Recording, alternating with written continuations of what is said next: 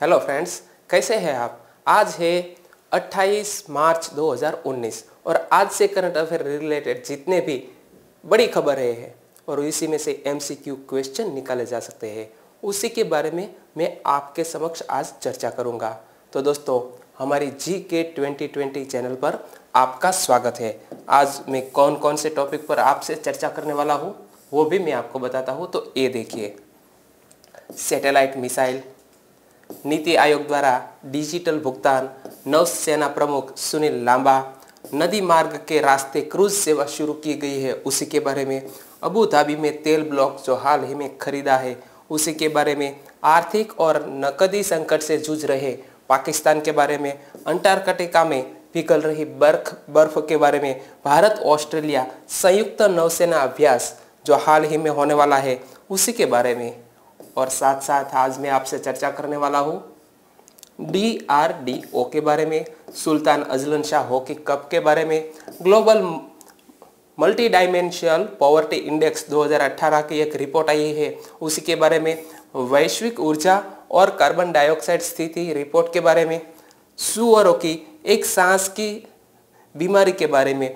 और भारत में अपना पहला वीजा सेंटर किसने खोला है इसी के बारे में, और वर्ल्ड थिएटर डे के बारे में। तो दोस्तों, इस सारे टॉपिक पर मैं आज आपसे चर्चा करने वाला हूँ। तो ये पूरा वीडियो प्लीज़ दोस्तों स्टार्ट से एंड तक जरूर देखिएगा, क्योंकि यहाँ सिर्फ मैं आपको क्वेश्चन ही नहीं पूछने वाला हूँ, लेकिन इससे रिलेटेड इंपॉर्टेंट बातें भी मैं आपको बताने वाला हूँ।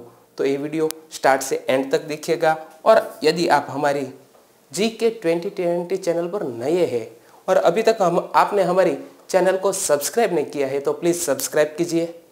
बाजू में जो बेल आइकन है उसे प्रेस कर दीजिए, क्योंकि आने वाले हर एक वीडियो की नोटिफिकेशन आपके मोबाइल में उपलब्ध होगी। और दोस्तों, वीडियो अच्छा लगता है तो लाइक कीजिए, अपने दोस्तों को इस वीडियो की लिंक शेयर कीजिए, और आज के वीडियो की PDF फाइल मैंने यहाँ नीचे डिस्क्रिप्शन बॉक्स में रख दी है। उस लिंक पे क्लिक करके आप वो डाउनलोड करके पढ़ सकते हैं। तो चलिए स्टार्ट करते हैं। पहला क्वेश्चन, हाल ही में भारत ने सैटेलाइट मिसाइल से 3 मिनट में एक लाइव भारतीय सैटेलाइट को सफलतापूर्वक मार गिराया। इस मिशन का नाम क्या है? तो दोस्तों, कल लगभग बड़ी खबरें में से सबसे बड़ी खबर यह थी कि भारत ने एक ऐसा कारनामा कर दिखाया है और वो दुनिया का चौथा नंबर में ऐसा देश बन गया है जिसने ऐसा कारनामा कर दिखाया है। तो दोस्तों, इस क्वेश्चन का नाम है मिशन शक्ति। मिशन शक्ति के नाम से हमने इस सैटेलाइट मिसाइल सिस्टम से 3 मिनट में एक लाइव भारतीय सैटेलाइट को सफलतापूर्वक मार गिराया है, और इसी के बारे में मैं आपसे बताता हूं। तो ये देखिए, रक्षा अनुसंधान एवं विकास संगठन यानी कि DRDO ने उपग्रह भेदी प्रक्षेपास्त्र A-सैट का सफल परीक्षण किया। आज ओडिशा में डॉक्टर APJ अब्दुल कलाम द्वीप से छोड़ी गई मिसाइल ने अंतरिक्ष में परिक्रमा कर रहे अपने लक्ष्य को सफलतापूर्वक निशाना बनाया। रूस, अमेरिका और चीन, ये 3 देशों के पास ही यह क्षमता थी, और यह क्षमता हासिल करने वाला भारत दुनिया का चौथा नंबर देश बन गया है। यानी कि हमारे लिए बहुत ही गौरवपूर्ण बात है ये। और यहाँ एक बात आती है डॉक्टर APJ अब्दुल कलाम द्वीप की। तो हाल ही में ये ओडिशा में स्थित इस द्वीप का नाम पहले क्या था? व्हीलर द्वीप, और हाल ही में रख दिया गया है डॉक्टर APJ अब्दुल कलाम द्वीप। तो ये भी आपको याद रखना चाहिए। आगे बढ़ते हैं। दूसरा क्वेश्चन, नीति आयोग द्वारा डिजिटल भुगतान को बढ़ावा देने के उपाय सुझाने के लिए किसकी अध्यक्षता में एक समिति का गठन किया गया? तो हाल ही में नीति आयोग द्वारा डिजिटल भुगतान को बढ़ावा देने के लिए एक समिति गठित की गई, और उसी में अध्यक्षता दी गई है नंदन नीलेकणी को। यानी कि इस क्वेश्चन का B ऑप्शन सही है। और यहाँ बात आती है नंदन नीलेकणी की।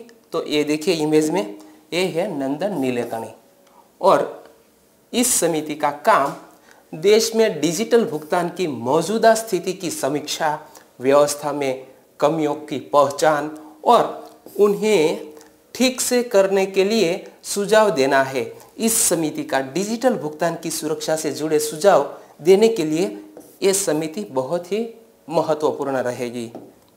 तो नंदन नीलेकणी का नाम आप जरूर याद रखेगा।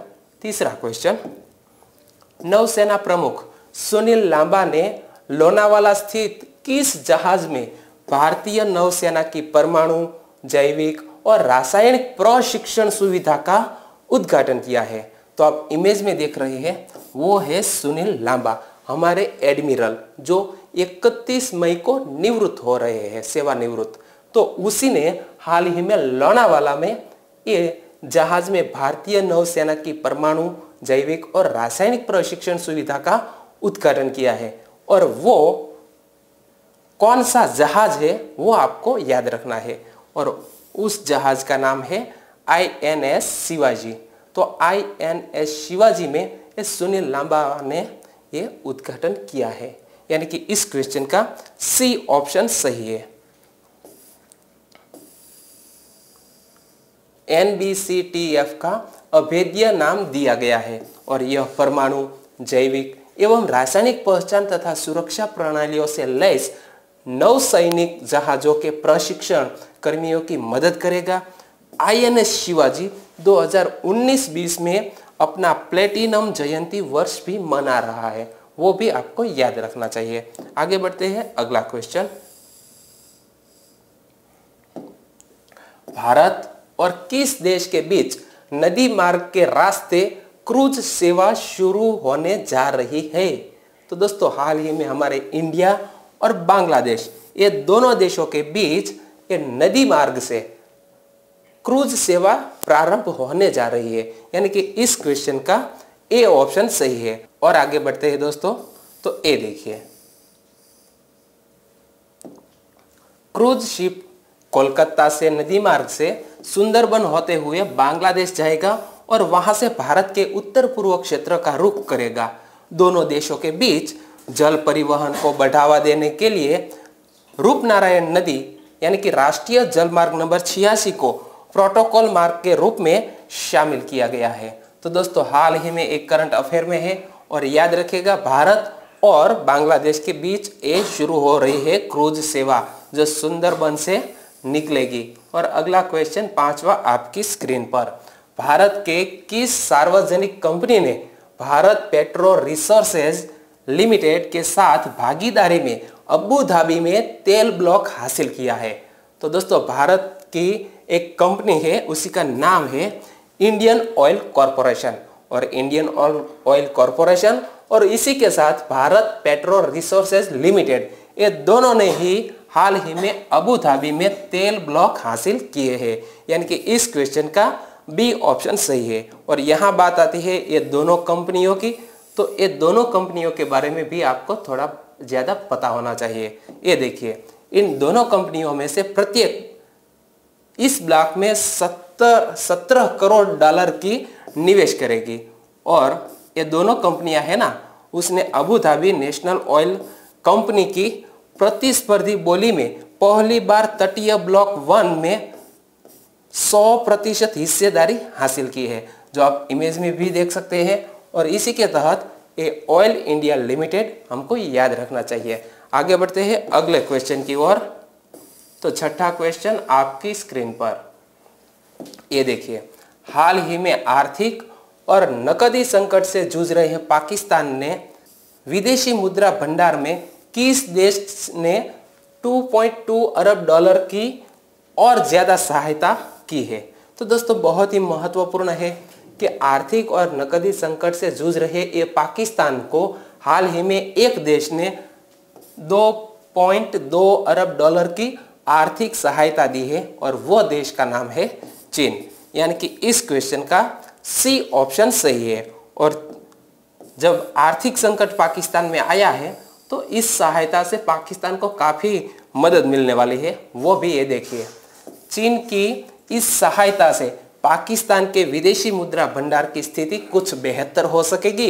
इससे पाकिस्तान विदेशी ऋण किस्त का समय पर भुगतान कर सकेगा और डिफॉल्ट होने से बच जाएगा। पाकिस्तान की आर्थिक हालात खस्ता है और वह अलग अलग तरीकों से धन जुटाने का प्रयास कर रहा है। तो ये भी याद रखिएगा। पाकिस्तान के हाल ही के प्राइम मिनिस्टर कौन है? इमरान खान। आगे बढ़ते हैं अगले क्वेश्चन की ओर। तो 7वां क्वेश्चन आपकी स्क्रीन पर ये रहा। हाल ही में अंटार्कटिका में पिघल रही बर्फ के बारे में किंग्स कॉलेज लंदन की किस शोधकर्ता ने एक बड़ा खुलासा किया है? तो दोस्तों, अंटार्कटिका में हाल ही में जो बर्फ पिघल रहा है उसी में एक किंग्स कॉलेज लंदन की एक शोधकर्ता है, उसी ने एक बड़ा खुलासा किया है कि जिस तरह हमें ये बर्फ पिघलने से नुकसान होने वाला है वो इससे ज़्यादा नहीं होगा। तो वह व्यक्ति का नाम है दोस्तों डॉक्टर थॉमसन एडवर्ड्स। इसलिए इस क्वेश्चन का डी ऑप्शन सही है। और यहाँ बात आती है डॉक्टर थॉमसन एडवर्ड्स की, तो उसने क्या कहा है वो भी मैं आपको बताता हूँ। ये थॉमसन एडवर्ड्स ने बताया है कि 30 लाख वर्ष पहले के आंकड़े 1.25 लाख वर्ष पहले के आंकड़े और 25 वर्ष पहले के आंकड़ों की पड़ताल की। इससे पता चला कि अंटार्कटिका की बर्फ पहले से पिघल रही है और इन वर्षों के दौरान समुद्र के जल स्तर में इतना बड़ा परिवर्तन नहीं आया जैसा कि पहले के कई शोधकर्ताओं ने दावा किया था। तो हाल ही में ये व्यक्ति की ये रिपोर्ट सामने आई है, वो आपको याद रखना चाहिए। आगे बढ़ते हैं 8वां क्वेश्चन आपकी स्क्रीन पर। हाल ही में भारत ऑस्ट्रेलिया संयुक्त नौसेना अभ्यास, जिसे ऑस्ट्रेलिया इंडिया एक्सरसाइज भी बोलते हैं, वो कहां आयोजित किया जाएगा? तो दोस्तों, हाल ही में भारत ऑस्ट्रेलिया संयुक्त नौसेना अभ्यास जो आयोजित हो रहा है वह हिंद महासागर में आयोजित किया जाएगा। यानी कि इस क्वेश्चन का सी ऑप्शन सही है।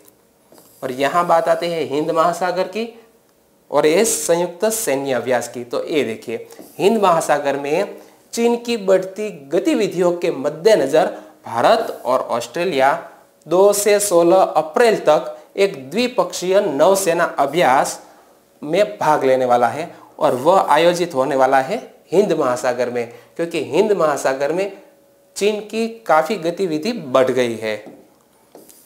आगे बढ़ते हैं 9वां क्वेश्चन आपकी स्क्रीन पर। हाल ही में डीआरडीओ के चेयरमैन कौन है?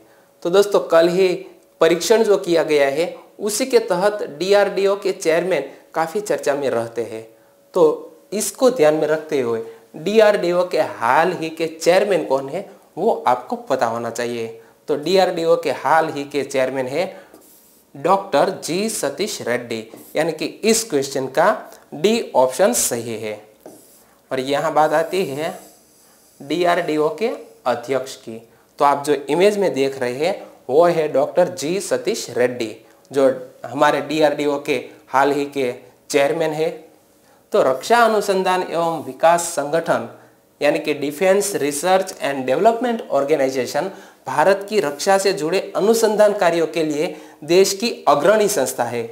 यह संगठन भारतीय रक्षा मंत्रालय की आनुषंगिक इकाई के रूप में काम करता है। इस संस्था की स्थापना 1958 में भारतीय थल सेना एवं रक्षा विज्ञान संस्थान के तकनीकी विभाग के रूप में की गई थी। तो दोस्तों, ये बेसिक भी आपको पता होना चाहिए। आगे बढ़ते हैं 10वां क्वेश्चन आपकी स्क्रीन पर। Sultan Azlan Shah hockey cup में भारत ने किस देश को हराकर फाइनल में जगह बना ली है? तो दोस्तों, सुल्तान अजलन शाह कप ने भारत ने हाल ही में कनाडा को हराकर फाइनल में अपनी जगह बना ली है। यानी कि इस क्वेश्चन का बी ऑप्शन सही है। और यहाँ बात आती है अजलन शाह कप की। तो हम बताते हैं कि ये अजलन शाह कप की बेसिक क्या है, उसकी शुरुआत किस तरह की गई थी। तो Sultan Azlan Shah cup Malaysia में आयोजित एक वार्षिक अंतरराष्ट्रीय पुरुष फील्ड हॉकी टूर्नामेंट है। इसकी शुरुआत 1983 में द्विवार्षिक प्रतियोगिता के रूप में हुई थी। यह टूर्नामेंट 1998 में के बाद अपनी वृद्धि और लोकप्रियता के कारण एक वार्षिक कार्यक्रम बन गया। इस टूर्नामेंट का नाम मलेशिया के 9वें यांग डी परटुआन अंगोंग के राजा, जिसका नाम था सुल्तान अजलन शाह, और इस राजा के नाम से ये फील्ड हॉकी के बहुत शौकीन थे और उसी के नाम से ये नाम पड़ा है अजलन शाह हॉकी कप। तो ये भी आपको याद रखना चाहिए। आगे बढ़ते हैं 11वां क्वेश्चन आपकी स्क्रीन पर। Global multi dimensional poverty index 2018 अनुसार भारत में कितने लोग गरीब हैं? तो एक global multi dimensional poverty index अनुसार भारत में हाल ही में 364 लाख लोग गरीब हैं, यानी कि इस क्वेश्चन का सी ऑप्शन सही है। और यहाँ आप इमेज में भी देखिए कि 1.3 बिलियन जो लोग हाल ही में कुल हमारे विश्व में पुअर है, तो उसी के तहत हमारे इंडिया में भी इस तरह सबसे ज़्यादा पॉवर्टी दिखने को मिल रही है। आगे बढ़ते हैं 12वां क्वेश्चन आपकी स्क्रीन पर। निम्न में से किसने वैश्विक ऊर्जा और कार्बन डाइऑक्साइड स्थिति रिपोर्ट जारी की है? तो दोस्तों हाल ही में जारी की है अंतरराष्ट्रीय ऊर्जा एजेंसी ने हाल ही में वैश्विक ऊर्जा और कार्बन डाइऑक्साइड स्थिति की रिपोर्ट जारी की है, यानी कि इस क्वेश्चन का ए ऑप्शन सही है। और यहां बात आती है ऊर्जा की, तो हमने एक लक्ष्य तय किया है कि 2030 तक नवीकरणीय स्रोतों से अपनी ऊर्जा का 40% होने के लिए भी प्रतिबद्ध किया गया है और हम 2022 तक 100 गीगावाट सौर ऊर्जा स्थापित करने का लक्ष्य रखा है। तो ये दोनों लक्ष्यांक हमें याद रखने चाहिए। आगे बढ़ते हैं 13वां क्वेश्चन। निम्न में से कौन सी बीमारी सूअरों की एक सांस की बीमारी है जो हाल ही में मनुष्यों में भी फैली गई है? तो दोस्तों सुअरों की सांस की एक बीमारी है और उसी का नाम है स्वाइन फ्लू, यानी कि इस क्वेश्चन का बी ऑप्शन सही है। और यहाँ बात आती है ये सांस की बीमारी की, जिसे H1N1 भी बोलते हैं वायरस का नाम। तो उसी के बारे में मैं बताता हूँ कि ये क्या है। स्वाइन फ्लू यानी कि स्वाइन इन्फ्लुएंजा, जिसे शॉर्ट में स्वाइन फ्लू बोलते हैं, वो सुअरों की एक सांस की बीमारी है जो कि एक इन्फ्लुएंजा वायरस के कारण होता है, जो सुअरों में नियमित रूप से फैलने का कारण बनता है। H1N1 एक फ्लू वायरस है। 2009 में H1N1 दुनिया भर में तेजी से फैल रहा था, इसलिए विश्व स्वास्थ्य संगठन वर्ल्ड हेल्थ ऑर्गेनाइजेशन ने इसे महामारी का नाम दिया है। आगे बढ़ते हैं 14वां क्वेश्चन आपकी स्क्रीन पर। हाल ही में किस देश ने भारत में अपना पहला वीजा सेंटर दिल्ली में खोला है? तो दोस्तों हाल ही में एक देश है और उसी का नाम है कतर, और कतर ने हाल ही में दिल्ली में अपना पहला वीजा सेंटर खोला है, यानी कि इस क्वेश्चन का डी ऑप्शन सही है। और यहाँ बात आती है कतर की, तो कतर ने एक सेंटर क्यों खोला है? तो 2022 में जब फुटबॉल वर्ल्ड कप कतर में आयोजित होने वाला है, तो उसी के ध्यान में रखते हुए कतर ने यहाँ पहला वीजा सेंटर खोला है। तो ये भी देखिए कि पूर्वी दिल्ली के अक्षरधाम मेट्रो स्टेशन स्थित मॉल में कतर के वीजा सेंटर का उद्घाटन किया गया। इस मौके पर भारत में कतर के राजदूत मोहम्मद खातिर अल खातिर व अन्य अधिकारी मौजूद थे। राजदूत ने बताया कि इसके बाद देश के अन्य 6 प्रमुख शहरों में भी कतर के वीजा सेंटर खोले जाएंगे।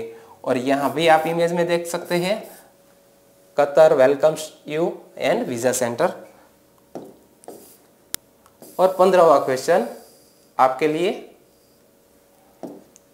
दुनिया भर में वर्ल्ड थिएटर डे कब मनाया गया है? तो दोस्तों कल ही वर्ल्ड थिएटर डे था, यानी कि 27 मार्च को वर्ल्ड थिएटर डे मनाया गया। तो इस क्वेश्चन का ए ऑप्शन सही है।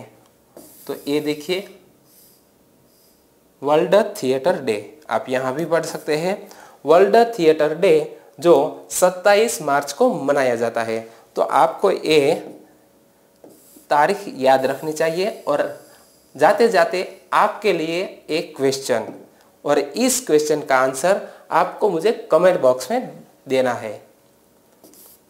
NAM सदगुरु वाटर एंड डेवलपमेंट फाउंडेशन की अगुवाई में किस राज्य में बरसात के पानी को रोकने के लिए 23 नए चेक डैम बनाए गए? और 4 ऑप्शन आपकी स्क्रीन पर है और इसी में से एक सही आंसर चुनकर आपको मुझे कमेंट बॉक्स में आंसर देना है।